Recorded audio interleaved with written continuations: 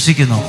ദൈവവചനം കേട്ട് പ്രാർത്ഥിക്കുന്ന നിങ്ങളുടെ ജീവിതത്തിൽ ഞാൻ വിശ്വാസത്തോടെ ദൈവത്തിൻ്റെ മുമ്പിൽ നിന്ന് എനിക്ക് കാണാൻ കഴിയേണ്ടത് ദൈവം നിങ്ങളെ അനുഗ്രഹിച്ചതിൻ്റെ അടയാളമായി നിൽക്കുന്ന ആ കുഞ്ഞു മുളയാണ്. അത് കാണുമ്പോൾ അറിയാൻ പറ്റും. നീ ധൈര്യമായിട്ട് പ്രാർത്ഥിച്ചാൽ മതി, ധൈര്യമായിട്ട് മുന്നോട്ട് പോകും. അയ്യോ, ഞാൻ ഈ പരീക്ഷ എഴുതി തോറ്റു, ഇനി പരീക്ഷ എഴുതാൻ എനിക്ക് താല്പര്യമില്ല, എൻ്റെ വീട്ടുകാരെല്ലാം എതിരാണ്, അങ്ങനെ പറയല്.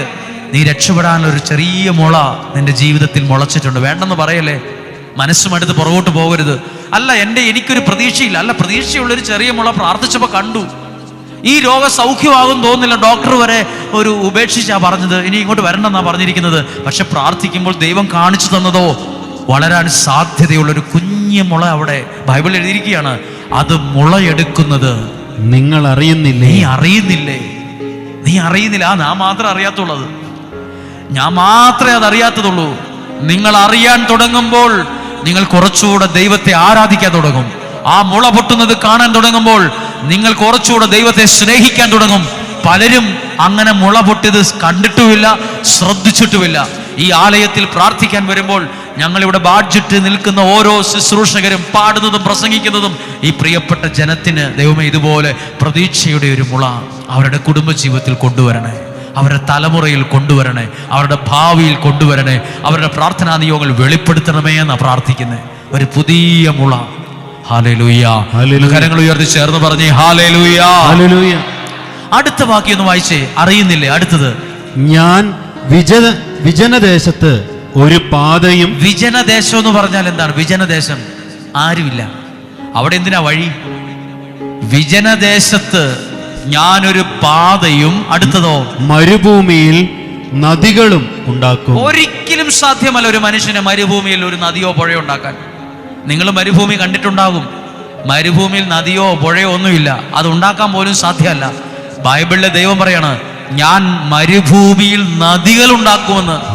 അത് ദൈവത്തിന് മാത്രം ചെയ്യാൻ പറ്റുന്ന കാര്യമാണ്. ഒരു മനുഷ്യനും അങ്ങനെ പറ്റത്തില്ല.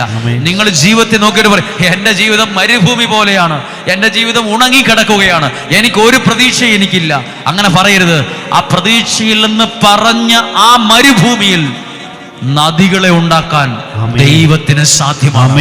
നദികളെ ഉണ്ടാക്കാൻ, അരുവികളെ ഉണ്ടാക്കാൻ, അവിടെ വെള്ളം കൊണ്ട് നിറയ്ക്കാൻ മനുഷ്യർക്ക് അസാധ്യമാണ്.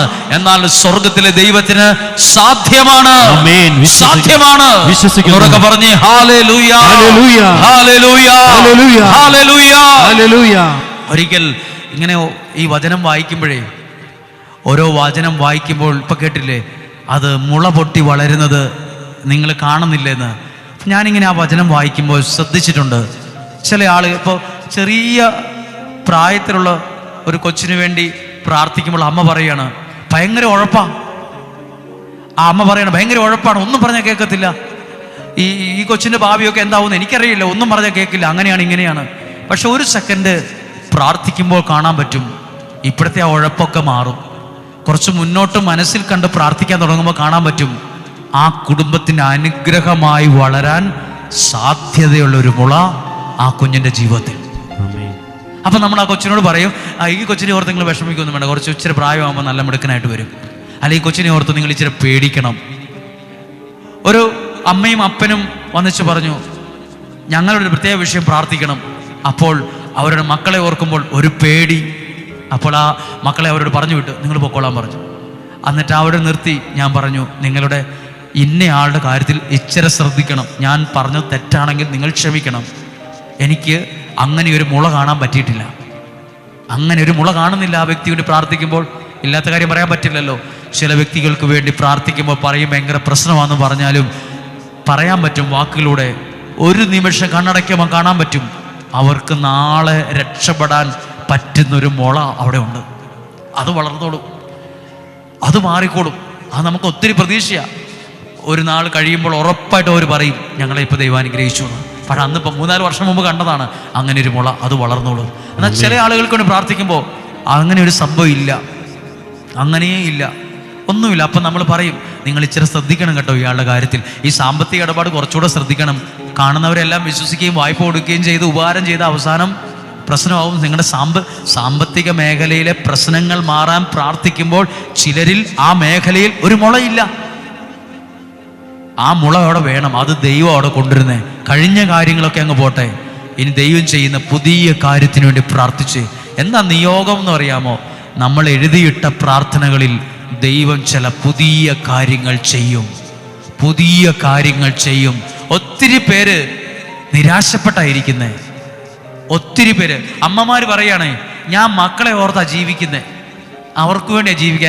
എൻ്റെ ജീവിതമൊക്കെ പോയി, എൻ്റെ മക്കളുള്ളതുകൊണ്ട് ഇനി അവരെ ഒന്ന് കെട്ടിച്ചു വിടണം, അവരുടെ കാര്യങ്ങളൊക്കെ ആയി കഴിഞ്ഞിട്ട് എനിക്ക് അത്രയും നാൾ ജീവിച്ചാൽ മതി. ഒരു പ്രതീക്ഷയില്ലാത്ത ആളുകൾ, പ്രതീക്ഷയൊക്കെ ഉണങ്ങിപ്പോയി. എന്താ കാരണം? ഒരു കൊട്ടപ്പിടി സഹനമല്ലേ അവരുടെ ജീവിതത്തിൽ. ഒരു കൊട്ടപ്പിടി സ്നേഹം എന്നാന്ന് അറിഞ്ഞിട്ടില്ല, സന്തോഷം എന്നാന്ന് അറിഞ്ഞിട്ടില്ല, സൗഭാഗ്യം എന്നാന്ന് അറിഞ്ഞിട്ടില്ല.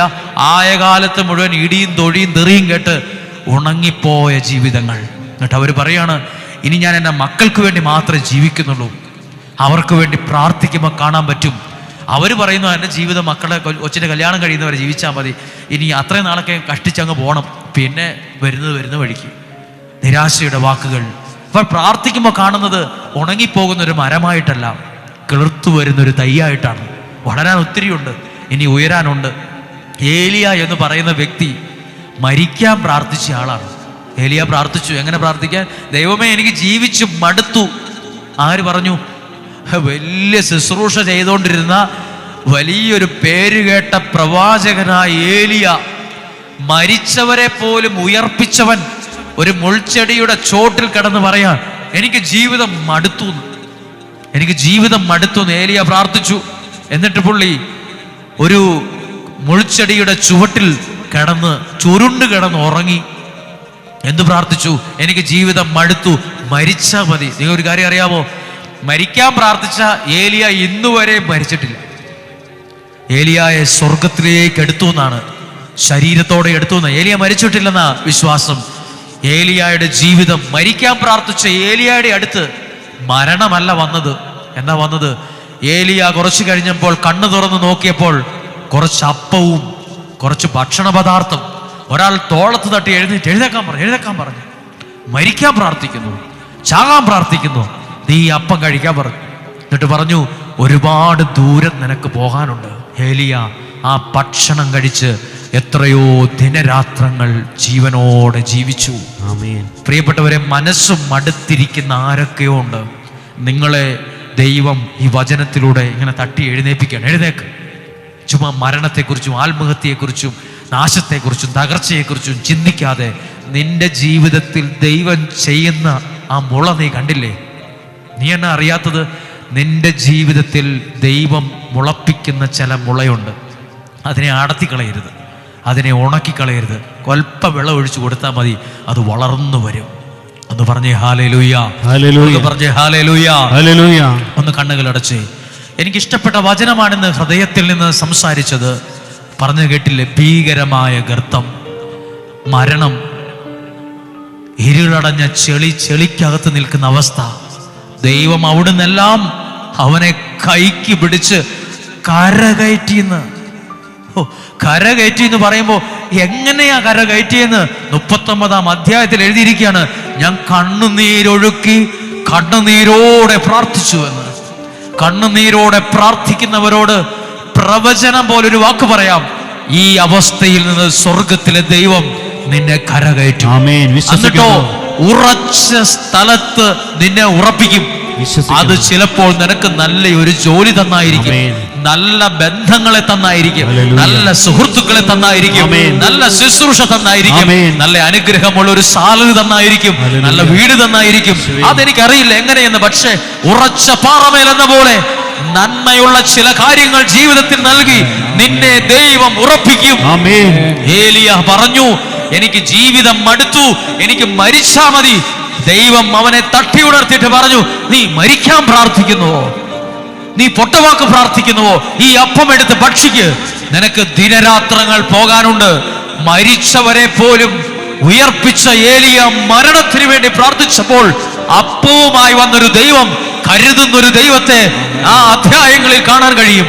ഒന്ന് പറഞ്ഞേ ഹല്ലേലൂയ, ഉറക്കെ പറഞ്ഞേ ഹല്ലേലൂയ, ഹല്ലേലൂയ. ഇനി കേട്ടെ, മോശ ആ തീയുടെ അടുത്തേക്ക് വന്നപ്പോൾ ആ തീ സംസാരിച്ചു. ആ തീ പറഞ്ഞു, മോശേ, നീ നിൽക്കുന്ന സ്ഥലം പരിശുദ്ധമാണ്, ചെരുപ്പ് അഴിച്ചു മാറ്റുക. ഈ ജനത്തിന്റെ നിലവിളി ഞാൻ കേട്ടിരിക്കുന്നു, ഈ ജനത്തെ രക്ഷിക്കേണ്ടത് നീയാണ്. മോശ ആ തീയുടെ അടുത്തേക്ക് വന്നതാണ് ആ വ്യക്തിയുടെ ജീവിതം ഒരു അത്ഭുതമായി ഇന്ന് മാറാൻ കാരണം.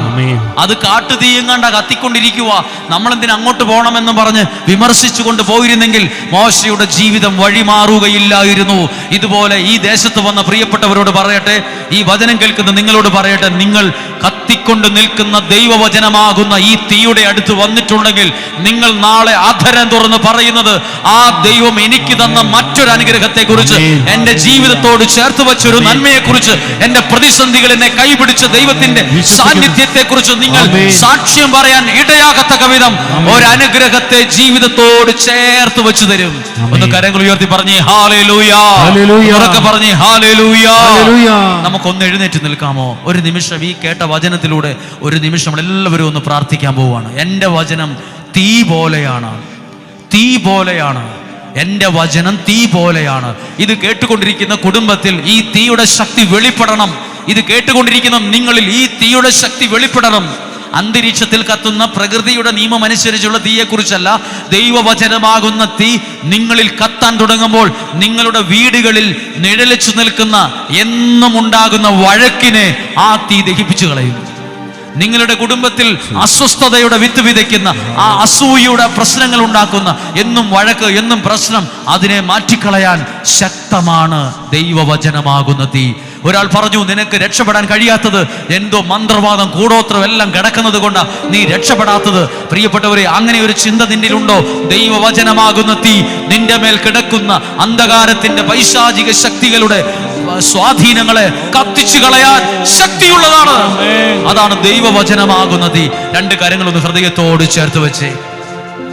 ദൈവവചനമാകുന്ന തീ സംസാരിക്കുന്ന തീയാണ്. അത് മോശയോട് സംസാരിച്ചു. അപ്പോൾ നിങ്ങൾ കേട്ട ദൈവവചനം നിങ്ങൾക്ക് തോന്നി, ദൈവമേ ഇത് എന്നോടാണല്ലോ പറഞ്ഞത്, എൻ്റെ ചിറകാണല്ലോ കരിഞ്ഞു പോയത്, എൻ്റെ ജീവിതമാണല്ലോ അവസാനിച്ചതുപോലെ, എനിക്കിനി ജീവിക്കണമെന്ന് പോലും തോന്നാത്ത സാഹചര്യമുണ്ട്. അങ്ങനെയല്ല ഇനി നീ പറയാൻ പോകുന്നത്. ദൈവവചനമാകുന്ന തീയുടെ അടുത്തു വരുമ്പോൾ നിനക്ക് ഉയർന്ന് പറക്കാനുള്ള മനോധൈര്യവും ഉറപ്പുള്ള ചിറകും ഒരു വലിയ സൗഖ്യവും ഒരു വലിയ വിടുതലും ദൈവം തരാതിരിക്കുമോ? രണ്ട് കരങ്ങൾ ഹൃദയത്തോട് ചേർത്ത് വെച്ചേ. എന്നിട്ട് മനസ്സിലേക്കൊന്ന് നിങ്ങളുടെ വീട്, നിങ്ങളുടെ വ്യക്തി ജീവിതം ഒന്ന് ഓർത്തേ. ദൈവവചനമാകുന്ന തീ, എൻ്റെ വചനം തീ പോലെയാണ്. അത് പാറയെ തകർക്കുന്ന കൂടം പോലെയാണ്. എൻ്റെ വചനം തീ പോലെയാണെന്ന്. ആ തീ നിന്നിലുള്ള എല്ലാ ഉയർച്ചയ്ക്കും വളർച്ചയ്ക്കും തടസ്സമായി നിൽക്കുന്ന എല്ലാ തടസ്സങ്ങളെ ദഹിപ്പിച്ചു കളയുന്ന തീയാണ്. വിശ്വസിക്കുന്നു കേട്ടോ. ഒന്നും കൂടെ പറയട്ടെ. ചിലര് പറയുന്നു, എൻ്റെ ജീവിതത്തിൽ എന്നും തടസ്സമാണ്, എന്നും ഒരു ഉയർച്ചയില്ല, കടം കൊണ്ട് മടുത്തു, പ്രശ്നങ്ങളോട് പ്രശ്നമാണ്, ഞങ്ങൾ എന്തു തെറ്റു ചെയ്തിട്ടാണ്? നിന്റെ ഉയർച്ചയ്ക്കും നിന്റെ വളർച്ചയ്ക്കും നിനക്കൊരു നല്ല ഭാവിക്കും എതിരായി നിൽക്കുന്ന സകല തിന്മകളുടെ ആധിപത്യങ്ങളെയും അന്ധകാരത്തിന്റെ ആധിപത്യങ്ങളെയും എന്നേക്കുമായി ദഹിപ്പിച്ചു കളയാൻ ശക്തിയുള്ള തീയാണ് ദൈവവചനമാകുന്ന തീ. അത് ഇന്ന് നിന്നിൽ വെളിപ്പെടും. ആ തീ നിന്റെ കുടുംബത്തിൽ വെളിപ്പെടും. ഹല്ലേലൂയ. ഈ തീ വെളിപ്പെടുമ്പോൾ മദ്യത്തിനും മയക്കുമരുന്നിനും അടിമപ്പെട്ടു പോയ ഒരാൾ ചിന്തിക്കുകയാണ്, ദൈവമേ എനിക്ക് മദ്യപാനം നിർത്തണമെന്ന് ആഗ്രഹമുണ്ട്, എനിക്ക് ഈ ലഹരി വസ്തുക്കളുടെ ഉപയോഗത്തിൽ നിന്ന് മാറണമെന്ന് ആഗ്രഹമുണ്ട്, പറ്റുന്നില്ലല്ലോ, സാധിക്കുന്നില്ലല്ലോ എന്ന് ചിന്തിക്കുന്നുണ്ടോ? ആ സ്വഭാവത്തെ, ആ ദുഷ്ട സ്വഭാവത്തെ, ആ മദ്യപിക്കുന്ന ലഹരിക്ക് അടിമയായ ആ സ്വഭാവത്തെ വിഴുങ്ങിക്കളയാൻ, ഇല്ലാതാക്കാൻ കഴിവുള്ളതാണ് ദൈവവചനമാകുന്ന തീ. Hallelujah, hallelujah. എല്ലാവരും ഒന്ന് ശ്രദ്ധിച്ചേ. ഇസ്രായേൽ ജനം കണ്ണുനീരോടെ പ്രാർത്ഥിച്ചപ്പോൾ ദൈവം കൊടുത്ത മറുപടിയാണ് മോശ. പ്രാർത്ഥനയ്ക്ക് മറുപടി ചിലപ്പോൾ ഉത്തരമായി വരുന്നത്, ചിലപ്പോൾ ഞാൻ തന്നെ ആയിരിക്കും അതിന്റെ ഉത്തരമായി മാറുന്നത്. ഒരു കുടുംബനാഥൻ എന്ന നിലയിൽ നീ ആയിരിക്കും നിന്റെ പ്രാർത്ഥനയുടെ ഉത്തരമായി മാറുന്നത്. ഒരമ്മ എന്ന നിലയിൽ നീ ആയിരിക്കും സഹോദരി നിന്റെ വീടിന്റെ പ്രാർത്ഥനയുടെ ഉത്തരമായി മാറുന്നത്. നിനക്ക് മക്കൾ, നിന്റെ മക്കളായിരിക്കും നിന്റെ പ്രാർത്ഥനയ്ക്ക് മറുപടിയായി വരുന്നത്. ഇസ്രായേൽ ജനം ഈജിപ്തിന്റെ അടിമത്തത്തിൽ നിലവിളിച്ചപ്പോൾ ദൈവം കൊടുത്ത ഉത്തരം മോശ എന്ന വ്യക്തിയെയാണ് ഒരു ഉത്തരമായി കൊടുത്തത്. എന്നെ ഒരു ഉത്തരമായി ദൈവം മാറ്റും. നിന്റെ കുടുംബത്തിന്റെ അനുഗ്രഹമാകേണ്ട ഉത്തരമാണ് നീ. അങ്ങനെയെങ്കിൽ രണ്ട് കരങ്ങൾ നമുക്കൊന്ന് ഉയർത്തിപ്പിടിക്കാം. എന്റെ ജീവിതത്തിലേക്ക് ദൈവം ഒരു അനുഗ്രഹത്തെ ചേർത്ത് വയ്ക്കട്ടെ.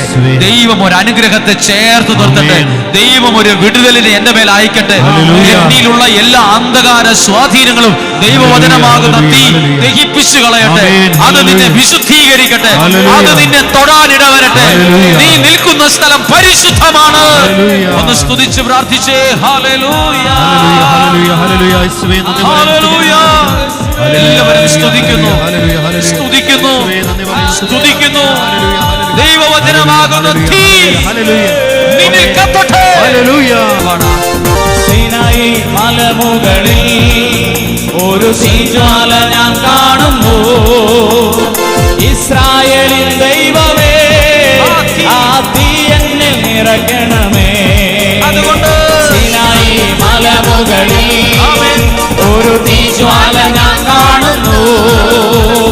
ഇസ്രായേലിൻ ദൈവമേ, ആ തീ എന്നിൽ നിറയ്ക്കണമേ. അതുകൊണ്ട് തീ പോലെ ഇറങ്ങണമേ, അന്തിനാവായി പതിയണമേ, കൊടുകാറ്റായി വീശണമേ, അമ്മ നദിയായി ഒഴുകണമേ. തീ പോലെ ഇറങ്ങണമേ, അന്തിനാവായി പതിയണമേ, കൊടുങ്കാറ്റായി വീശണമേ, അമ്മ നദിയായി ഒഴുകണമേ. കരങ്ങളടിച്ച്, കരങ്ങളടിച്ച്. ഈ തീ നിങ്ങളിൽ വെളിപ്പെടണം. ഈ തീ നിങ്ങളുടെ കുടുംബത്തെ വിശുദ്ധീകരിക്കണം. ഈ തീ നിങ്ങളുടെ ജീവിതത്തിൽ നിലനിച്ചു നിൽക്കുന്ന എല്ലാ തടസ്സങ്ങളും മാറാനിടവരണം. ഒരത്ഭുത വിടുതൽ സംഭവിക്കട്ടെ, സംഭവിക്കട്ടെ. വിശ്വസിച്ച് പ്രാർത്ഥിക്കാം. ആസ്തിയുടെ താഴ്വരയിൽ ഒരു സൈന്യത്തെ ഞാൻ കാണുന്നു. അധികാരം പകരണമേ, ഇനി ആത്മാവിൽ പ്രവചിച്ചിടാം. ആസ്തിയുടെ താഴ്വരയിൽ ഒരു സൈന്യത്തെ ഞാൻ കാണുന്നു. അധികാരം പകരണമേ, ഇനി ആത്മാവിൽ പ്രവചിച്ചിടാം. തീ പോലെ ഇറങ്ങണമേ, അന്തിനാവായി പതിയണമേ, കൊടുങ്കാറ്റായി വീശണമേ, അമ്മ നദിയായി ഒഴുകണമേ. തീ പോലെ ഇറങ്ങണമേ, അന്തിനാവായി പതിയണമേ, കൊടുങ്കാറ്റായി വീശണമേ, അമ്മ നദിയായി ഒഴുകണമേ. തീ പോലെ ഇറങ്ങണമേ, അന്തിനാവായി പതിയണമേ, കൊടുങ്കാറ്റായി വീശണമേ, അമ്മ നദിയായി ഒഴുകണമേ. നിങ്ങൾ നിൽക്കുന്ന സ്ഥലത്തു നിന്ന് നിങ്ങൾ ആരുമാകട്ടെ, നിങ്ങൾ ആരുമാകട്ടെ, നിങ്ങൾ ഈ നിമിഷം കണ്ണുകളടച്ച് നിങ്ങളുടെ നിയോഗം മനസ്സിൽ കണ്ട് യേശുവിൻ്റെ ഇതാ ഞാനൊരു പുതിയ കാര്യം ചെയ്യുന്നു, അത് മുളയെടുക്കുന്നത് നീ അറിയുന്നില്ലേ? വിജനപ്രദേശത്തൊരു പാതയും മരുഭൂമിയിൽ അരുവികളും നദികളും ഞാൻ ഉണ്ടാക്കും. അത് ദൈവത്തിന് മാത്രം ചെയ്യാൻ പറ്റുന്ന കാര്യമാണ്, മനുഷ്യർക്ക് അസാധ്യമാണ്. ഇതാ ഇന്ന് പ്രാർത്ഥിക്കുമ്പോൾ ജെറീക്കോ പട്ടണത്തിന്റെ ചുറ്റുമതിൽ ശക്തമായിരുന്നു. പക്ഷെ അവർ കീർത്തനം പാടി ദൈവത്തെ സ്തുതിക്കുകയും ചെയ്തപ്പോൾ ആ പ്രാർത്ഥനയുടെ ശക്തി ആ മതിലിൽ ചെന്ന് തൊട്ടപ്പോൾ ആ മതിൽ ഇടിഞ്ഞു താഴെ വീണു എന്നാണ്.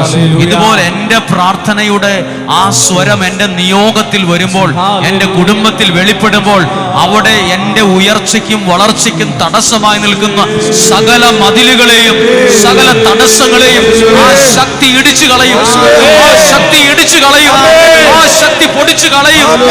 ഹല്ലേലൂയ. നമുക്കെല്ലാവർക്കും സാധിക്കുമെങ്കിൽ കരങ്ങൾ ഉയർത്തിപ്പിടിച്ച് നസ്രായനായ യേശുവേ, എന്റെ നിയോഗങ്ങളെ ഇന്ന് സ്വീകരിച്ച് എനിക്ക് സാധിച്ചു തരണമേ. നസ്രായനായ യേശുവേ, എന്റെ എല്ലാ നിയോഗങ്ങളെയും ഇന്ന് സ്വീകരിച്ച് എനിക്ക് സാധിച്ചു തരണമേ. നസ്രായനായ യേശുവേ, എന്റെ നിയോഗങ്ങളെ ഇന്ന് സ്വീകരിച്ച് എനിക്ക് സാധിച്ചു തരണമേ. നസ്രായനായ യേശുവേ, എന്റെ നിയോഗങ്ങളെ അങ്ങിന്ന് സ്വീകരിച്ച് എനിക്ക് സാധിച്ചു തരണമേ. നസ്രായനായ യേശുവേ, എന്റെ നിയോഗങ്ങളെ അങ്ങിന്ന് സ്വീകരിച്ച് എനിക്ക് സാധിച്ചു തരണമേ. നസ്രായനായ യേശുവേ, എന്റെ നിയോഗങ്ങളെ അങ്ങിന്ന് സ്വീകരിച്ച് എനിക്ക് സാധിച്ചു തരണമേ. നസ്രായനായ യേശുവേ, എന്റെ നിയോഗങ്ങളെ അങ്ങിന്ന് സ്വീകരിച്ച് എനിക്ക് സാധിച്ചു തരണമേ. നസ്രായനായ യേശുവേ, എന്റെ നിയോഗങ്ങളെ അങ്ങിന്ന് സ്വീകരിച്ച് എനിക്ക് സാധിച്ചു തരണമേ. നസ്രായനായ യേശുവേ, എന്റെ നിയോഗങ്ങളെ അങ്ങിന്ന് സ്വീകരിച്ച് എനിക്ക് സാധിച്ചു തരണമേ. ആമേൻ, ആമേൻ, ആമേൻ. രണ്ട് കരങ്ങളും ഉയർത്തി വിശ്വാസത്തോടെ ഒന്ന് സ്തുതിച്ചു പ്രാർത്ഥിച്ചേ.